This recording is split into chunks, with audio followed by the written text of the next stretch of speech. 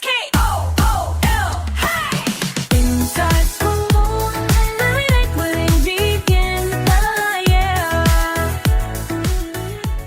Ever poured your heart and soul into something, maybe a project or even like a community online, and it just fizzled out? Oh yeah, that feeling when the momentum just stalls. It happens more often than we think. Totally. Well, today on Inside Skool, we're digging into a really fascinating story about exactly that. And interestingly, how sometimes hitting pause, like really stepping back, is the smartest way to come back stronger. Mm-hmm. And this isn't just about one specific online group, right? The principles here. Mm-hmm. Focus, adapting, knowing when to pause. They apply pretty broadly. Exactly. Inside, we're so glad you're here. Come on inside to Inside Skool. So this whole deep dive was actually sparked by a listener asking about community building, what happens when things grind to a halt. We're looking at a YouTube video from the School Communities channel. It's called Communities zurückholen in Schulscha. Which is German for something like bringing communities back in school. Yeah, roughly. Yeah. That in the comments below. And our goal isn't just to, tell the story. It's to pull out some real wisdom about focus, strategy, and maybe the surprising upside of a well-planned comeback. Lessons that go way beyond just school or online stuff. It's that idea that stalling isn't always the end. Sometimes it's just a signpost, maybe. A chance to rethink. Okay, so let's get into it. The community in question was called Where Will Der Kann Community. Whoever wants to can sort of vibe. Pretty much. Yeah. And it started off great. Lots of enthusiasm focused on projects, challenges. Yeah. But then, engagement just tanked. Right. Consistently under 100 activities. Ouch. That's low. Yeah. And Kelvin from School Communities, the owner, he seriously thought about archiving it. Or- Yeah, putting it on ice, basically. Yeah. Preserving it, but stopping active work on it. That moment. Yeah. Yeah, that initial spark fading. It's tough. Keeping things going takes more than just that first burst of energy, doesn't it? For sure. Now, Kelvin actually talks about 2 reasons someone might archive a community. The first one is pretty straightforward. Maybe you just don't have the experience yet. You jump in, mean well, but without the know-how, it just kind of drifts. Archiving then makes sense, right? Learn and maybe try again later. And that's refreshingly honest, I think. It's okay to say, look, I wasn't quite ready for this, or I need to learn more. That's part of growth. But here's the kicker. For his community, while maybe inexperience played a tiny part, his main reason, lack of focus. Ah, okay. He flat out admits he was juggling too many other communities at once, even with a team helping him. He really stresses how hard that is. It makes you think, how do you know when you're spread too thin? That's the million-dollar question for so many people, isn't it? Entrepreneurs, creators, anyone ambitious.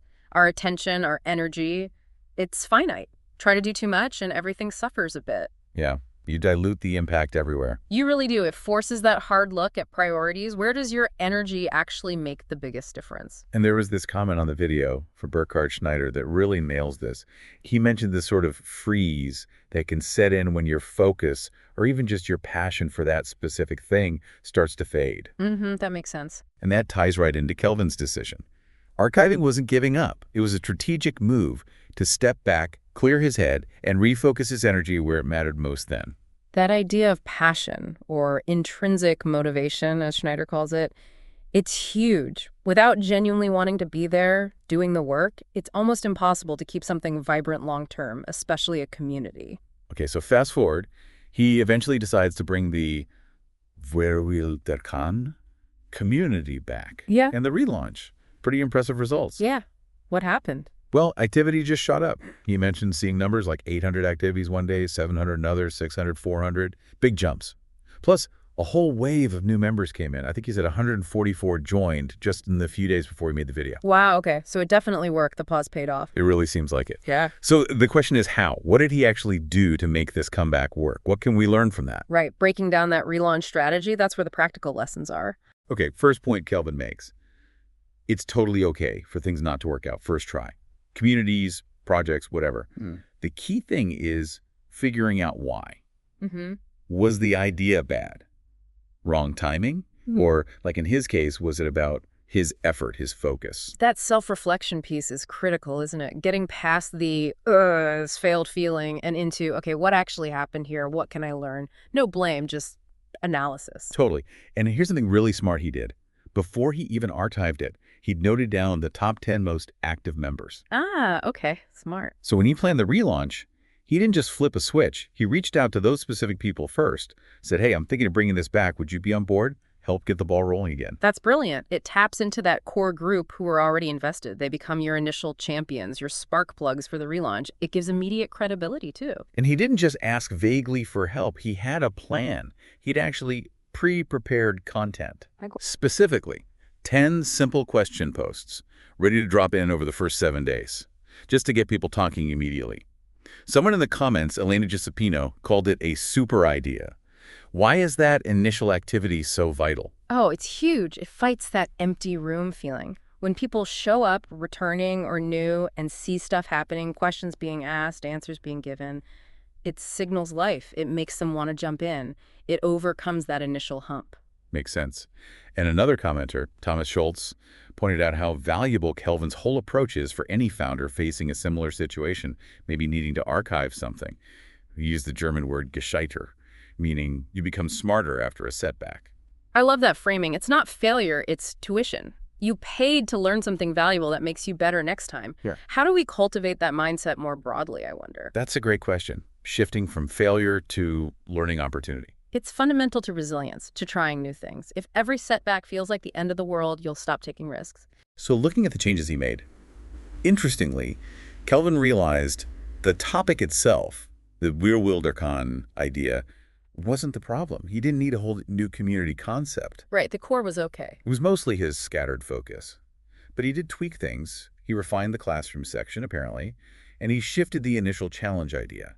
Instead of a 30-day steps challenge, he recommended starting with a shorter, maybe 7-day challenge. Lower barrier to entry, quicker wins. Exactly, to build that early momentum. So what does that tell us about balancing your core idea with being willing to adapt the details? It really highlights iteration, doesn't it? The big idea might be sound, but the execution always needs refining based on what you learn, what the feedback is. You don't throw the baby out with the bathwater, but you definitely change the bathwater. Huh. Yeah, good analogy.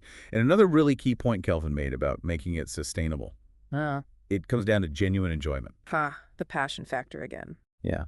He said he's active, posting, commenting, because he actually enjoys it. And right now, that community is free.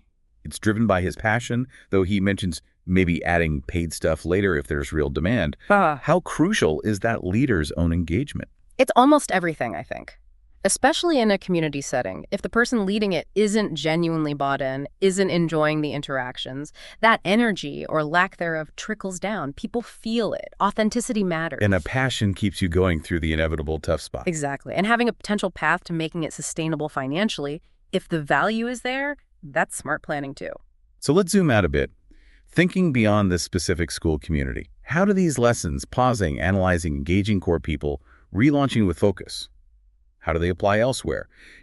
Personal projects, maybe career goals, team initiatives that just lost steam. I think they're incredibly transferable. That cycle of pause, diagnose, strategize, re-engage, relaunch, it works almost anywhere progress stalls. Remember Burkhard Schneider's comment about trying things, taking breaks, restarting? It's that same idea.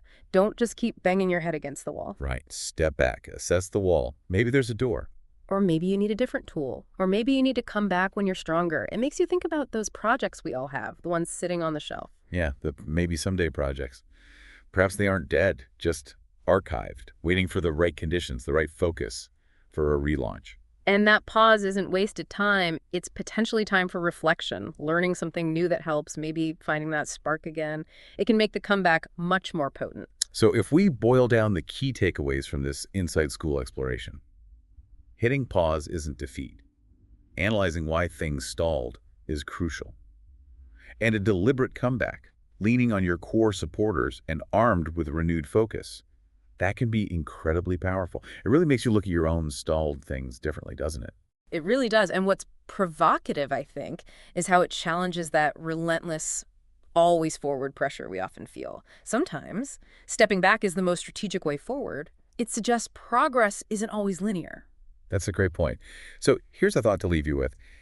In a culture that often pushes for constant motion, constant growth, maybe the strategic pause, the thoughtful archiving, followed by a focused relaunch, maybe that's an underrated superpower. Where in your life, your work, might that approach be useful?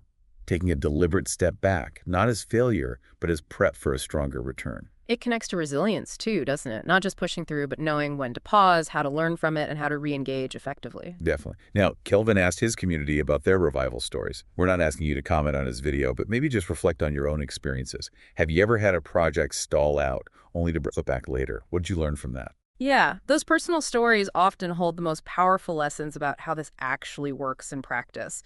What did that archiving and relaunching look like for you? Well, thanks for joining us for this Inside Skool deep dive. We hope exploring this community's comeback journey has given you something to chew on, maybe even sparked an idea for revisiting something you thought was finished. Thanks for listening. Inside Skool, that's the school. Inside Skool.